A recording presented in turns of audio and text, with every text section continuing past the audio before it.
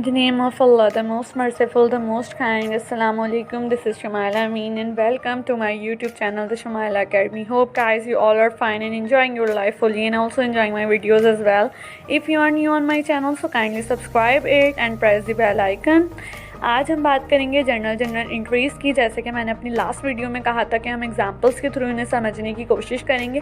आज का डिस्कशन है जनरल की इंट्रीज़ को कैसे रिकॉर्ड किया जाए, steps of journalising and examples of general entries. Hope guys कि ये वीडियो आपको पसंद आएगी और आप इसे लाइक ज़रूर करेंगे। आज हम बात करेंगे कि जर्नलाइजिंग मींस कि जब जर्नल एंट्री बनाने हम जा रहे होते हैं तो हम क्या क्या रूल्स हैं या क्या स्टेप्स हैं जिनको फॉलो करते हुए हम एक जर्नल एंट्री पास करते हैं। सबसे पहले हम आइडेंटिफाई करेंगे उस एंट्री में कौन कौन से अकाउंट्स इन्वॉल्व हैं। सेकेंडली हम देखेंगे कि नेचर ऑफ अकाउंट्स क्या है, जो मैं आपको बता चुकी हूँ कि डेबिट क्रेडिट के रूल्स के मुताबिक नेचर ऑफ अकाउंट्स को देखते हुए हम बनाते हैं। अप्लाई कर देंगे उस पर डेबिट क्रेडिट का रूल और असरटेन करेंगे which account to be debited and which account to be credited. फिर आइडेंटिफाई क्या करना है, अपने माइंड में ये सोचना है कि डेबिट किसे करना है, क्रेडिट किसे करना है। फिर उसके बाद हम बात करते हैं कि रिकॉर्ड करते हुए हम डेट मेंशन करेंगे लाजमी। सबसे फर्स्ट कॉलम हमारा जर्नल के अंदर डेट का होता है, ठीक है। जर्नल में डेट सबसे पहले आप डालते हैं, पर्टिकुलर्स, उसके बाद LF का column, debit and credit, 5 columns पे डिपेंड करता है। फिर 5th नंबर के बाद 6th ऑप्शन के अंदर आप नरेशन लिखेंगे एक ब्रैकेट में नीचे। अपनी पहले डेबिट और क्रेडिट के अकाउंट के नाम लिख के उनका अमाउंट लिखा, नीचे आपने एक नरेशन लिख दी और उसके बाद ड्रॉ कर दी एक लाइन कि वो एंट्री क्लोज हो गई वहाँ पे। अब बात करती हूँ मैं, 2 तरह की एंट्रीज होती हैं। अगर एक सिंपल एंट्री है तो उसके अंदर एक चीज़ डेबिट हो रही है, दूसरी चीज़ क्रेडिट हो रही है। इट मीन्स के only 2 accounts are involve, one account is debited and the other one is to be credited. लेकिन एक एंट्री ऐसी होती है जिसमें एक से ज़्यादा चीज़ों को आपको डेबिट भी करना होता है और एक से ज़्यादा चीज़ों को बाज़ दफ़ा क्रेडिट भी करना होता है। उसे हम कहते हैं कंपाउंड एंट्री इन अकाउंटिंग की टर्म्स के अंदर। तो दोनों ही तरह की एंट्रीज़ को मैं आज इस वीडियो में आपको समझाऊंगी। होप्स हो कि आपको समझ आए। जर्नल एंट्रीज़ बात करते हैं अब वन बाय वन कि किस तरह की अगर सिचुएशन है तो कौन सी जर्नल एंट्री पास होगी। सबसे पहले याद रखें अकाउंट्स कौन से इन्वॉल्व हैं ये देखना है आपने, फिर उसका नेचर पहचानना है अकाउंट का, फिर डेबिट क्या करना है, क्रेडिट क्या करना है, ये देखते हुए आपको एंट्री पास करनी है। फिर सबसे पहली एंट्री हम देखें, if cash bought into the business. अगर कैश आ रहा है बिजनेस के अंदर, इट मीन्स कैश और कैपिटल इन्वॉल्व है यहाँ पे। तो कैश एक आपको पता है बाय नेचर एसेट है और डेबिट अकाउंट है। तो कैश इंक्रीज़ हो रहा है, जब इंक्रीज़ होता है एसेट तो डेबिट करते हैं और कैपिटल यहाँ पे क्रेडिट होगा, इसलिए क्योंकि कैपिटल इंक्रीज़ हो रहा है। और जब भी कैपिटल इंक्रीज़ होता है, डेबिट क्रेडिट के रूल्स को आप मेरी वीडियो में जाके देख लें, कैपिटल इंक्रीज़ होता है तो हम क्रेडिट करते हैं, ठीक है। सेकंड चीज़ हमारे पास आती है, if cash and other assets are brought into the business as capital. अब मैं न्यू बिजनेस इसका स्टार्ट करने जा रही हूँ और मैं अपनी कैपिटल के अंदर कैश भी लगा रही हूँ, बिल्डिंग भी लगा रही हूँ, फर्नीचर भी ला रही हूँ, बैंक अकाउंट भी अपने बिजनेस का बना रही हूँ, अपना पर्सनल से। तो ये सारी चीज़ें एसेट्स हैं तो डेबिट होंगे और कैपिटल को हम क्रेडिट कर देंगे एज़ यूजुअल, जैसे हमने अभी लास्ट एंट्री में किया। Capital by nature credit account है, हमेशा याद रखें, और assets by nature debit account है, लायबिलिटीज़ भी क्रेडिट अकाउंट है। अब थर्ड वन को देखें आप, if goods are purchase on credit. Credit का मतलब है उधार पे ख़रीदा जा रहा है। गुड्स जो है परचेजेज हैं, गुड्स कौन सी हैं, ये जो हम सेल करेंगे आगे, तो परचेजेज डेबिट करेंगे और हम अकाउंट्स पेबल को क्रेडिट कर देंगे, ठीक है। इसी तरह से हमने यहाँ पे देखा कि लायबिलिटी इन्वॉल्व थी, अकाउंट्स पे भी liability bye nature credit account है, इंक्रीज हो रही है लायबिलिटी जब गुड्स खरीदी हैं उधार पे तो वो क्रेडिट होगी। अब एंट्री देखें, if sale of goods on credit. अगर सेल कर रहे हैं आप गुड्स क्रेडिट के ऊपर, मतलब आपने सेल किए उधार पे, आपको पैसा नहीं मिला है अभी, आपको कैश रिसीव नहीं हुआ, आपने उधार पे सेल कर दिए गुड्स अपनी प्रोडक्ट्स, तो आप उसका एंट्री क्या पास करेंगे, अकाउंट रिसीवेबल डेबिट होगा और सेल्स क्रेडिट होगा। सेल्स अकाउंट आपका क्रेडिट अकाउंट है by nature as you know that, और अकाउंट्स रिसीवेबल एसेट होता है, करंट एसेट्स, वो इंक्रीज़ हो रहा है तो डेबिट करेंगे ऑब्वियसली, क्योंकि एसेट्स जब भी इंक्रीज़ होते हैं और डेबिट करते हैं और जब डिक्रीज़ होते हैं तो क्रेडिट किया जाता है। एक new entry, if goods purchase on cash. अगर गुड्स कैश पे परचेज की जा रही हैं तो सिंपल इज़ दैट, वहाँ पे आपने अकाउंट्स पेबल को क्रेडिट किया था, यहाँ आप कैश को क्रेडिट कर दें। कैश आपका एसेट है और एसेट जब कम होता है, क्योंकि जब गुड्स खरीदी तो कैश आपके पास से गया, रिड्यूस हुआ, कम हुआ कैश, तो इट मीन्स कि कैश कम हो रहा है, अकाउंट रिसीवेबल की जगह कैश आ गया, यहाँ पर उसको आपने क्रेडिट कर दिया। अब हम ये देखें आप कि उधार पे भी गुड्स परचेज़ की जाती हैं और कैश पे भी, दोनों तरह की एंट्रीज़ मैंने बता दी। अब सेल का देख लें कि गुड्स अगर कैश पे सेल हो रही है तो कैश आपको फ़ौरन मिल रहा है, आपने जो प्रोडक्ट दी उसके अगेंस्ट आपको कैश रिसीव हो गया। Cash means cash account receivable की जगह कैश आएगा यहाँ पे, क्योंकि आपने कैश पे सेल की है।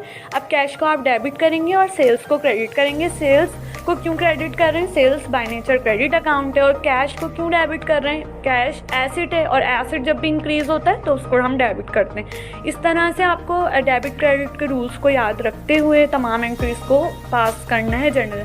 अब देखिए, if cash sales return by the customer, अब कैश सेल्स की वो रिटर्न कर दी कस्टमर ने, तो हम क्या करेंगे? सेल्स रिटर्न एंड अलाउंस का एक कॉन्ट्रा अकाउंट होता है जो सेल्स के अकाउंट को कम करता है। Sales by nature credit account है, तो ये डेबिट अकाउंट है, इसको हम डेबिट करेंगे और कैश और बैंक को क्रेडिट कर देंगे, क्योंकि कैश कम हो जाएगा। जितनी अमाउंट की गुड्स उसने वापस आपको की हैं कस्टमर ने, उसका कैश आपको उसे रिटर्न करना पड़ेगा, क्योंकि वो डिफेक्टेड होंगी या कोई भी मसले की वजह से वापस की गई होंगी।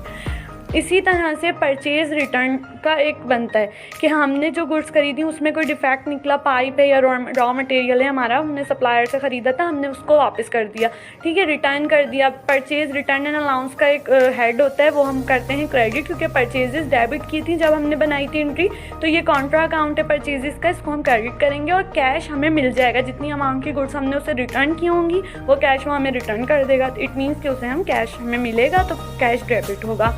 फिर हम बात करते हैं फॉर पेमेंट ऑफ कैश और चेक टू सप्लायर। हमने पेमेंट करनी है, कोई उधार पे हमने सामान खरीदा हुआ था, ठीक है, और हमने उसको पेमेंट करनी है, तो हम क्या करेंगे? हम चेक देंगे या कैश देंगे, दो ही सूरतें हैं। तो बैंक से डिडक्ट हो जाएगा वो अमाउंट या हम कैश देंगे।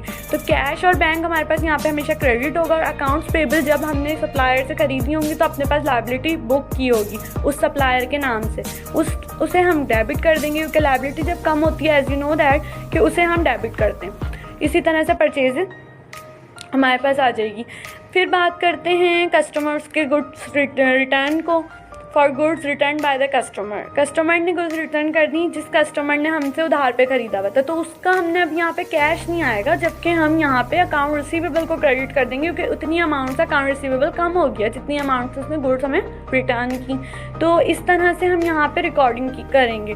Sales return and allowance, obviously जैसे वहाँ कैश पे हमने इसको डेबिट किया था, यहाँ भी डेबिट करेंगे। कॉन्ट्रा अकाउंट है सेल्स का। एंट्री आपके सामने नज़र आ रही है कि अगर सप्लायर को हमने गुड्स रिटर्न कर दी जो हमने उससे उधार पे खरीदी थी, तो उस वक्त हम कैश को डेबिट नहीं करेंगे, बल्कि हम किसे डेबिट करेंगे? लायबिलिटी को करेंगे, क्योंकि liability bye nature credit account है। जब उसे कम करना होगा तो हम डेबिट कर देंगे। इट मीन्स कि उतनी अमाउंट से लायबिलिटी रिड्यूस हो गई। अब आपको रिमेनिंग जो अमाउंट होगा वो पे करना है उस सप्लायर को, जितनी गुड्स आपने उससे एक्चुअल में ख़रीदी, क्योंकि कुछ गुड्स रिटर्न हो गई तो वो माइनस हो जाएंगी ऑब्वियसली यहाँ। अब एक नाम आपने सुना होगा बैड डेट्स का। बैड डेट्स वो अमाउंट होता है जो अकाउंट रिसीवेबल आपका नहीं मिलना आपको, वो बैड डेट्स होता है। बैड डेट्स एक्चुअली एक्सपेंस होता है, इसलिए बाय नेचर डेबिट अकाउंट है।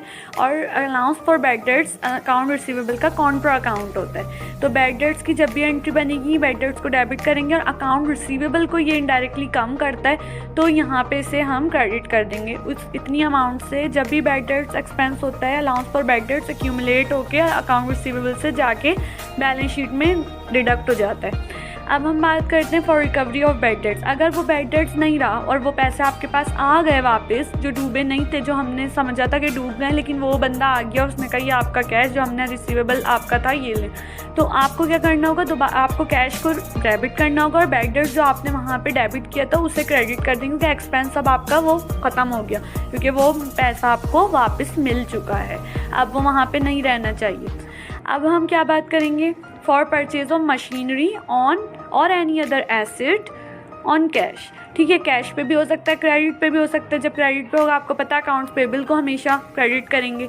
यहाँ पे मशीनरी ख़रीदी आपने कैश पे, या तो कैश जाएगा या बैंक से डिडक्ट होगा अमाउंट। तो आपकी मशीनरी एक एसेट है, फिक्स एसेट, जो मैं एक वीडियो में बता चुकी हूँ। करंट एसेट्स और फिक्स एसेट्स पे मेरी पूरी वीडियो है, अगर आप चाहें तो वो जाके देख सकते हैं। मेरे चैनल को विजिट करें, सब्सक्राइब करें, अगर न्यू है तो सब्सक्राइब कर लें ताकि आपको तमाम वीडियोस मिलती रहें। फिर डेप्रिसिएशन का नाम आपने सुना होगा। डेप्रिसिएशन का मतलब है कि वो अमाउंट जिससे फिक्स एसेट्स की वैल्यू कम हो रही होती है। डेप्रिसिएशन के भी कई मेथड्स हैं, उन पर मैं वीडियो अलग से अपलोड करूँगी ताकि आपको अंदाज़ा हो कि डेप्रिसिएशन एक्सपेंस को डेबिट कर देंगे और अलाउंस फॉर डेप्रिसिएशन को क्रेडिट करेंगे। जब भी डेप्रिसिएशन निकलेगा किसी भी एसेट पे, उसे इसी एंट्री के थ्रू रिकॉर्ड किया जाएगा और अलाउंस फॉर डेप्रिसिएशन जाके पूरा एक्यूमुलेट होके किससे डिडक्ट होगा, फिक्स एसेट से, उस पर्टिकुलर एसेट की अमाउंट से डिडक्ट जाएगा।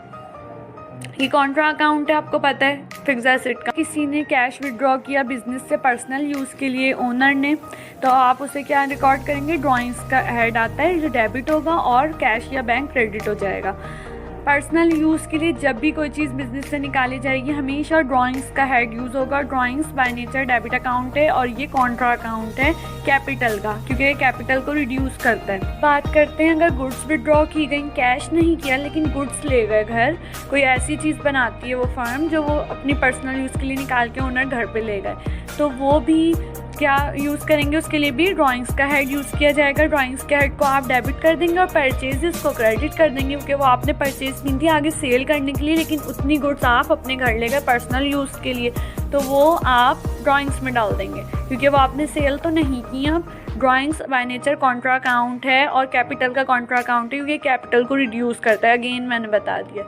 फिर हम बात करेंगे अगर कोई ओल्ड एसेट हो गया, पुरानी मशीनरी, उसको आपने सेल किया और आपको उस पर प्रॉफिट हो गया क्योंकि उसकी जो वैल्यू इस वक्त थी उससे ज़्यादा आपको पैसा उस पर मिल गया, तो आप एंट्री क्या बनाएंगे, कैश एक तो डेबिट होगा, दूसरा अलाउंस फॉर डेप्रिसिएशन, उस पर जितना लगा हुआ था उसको आप डेबिट करके ख़त्म करेंगे।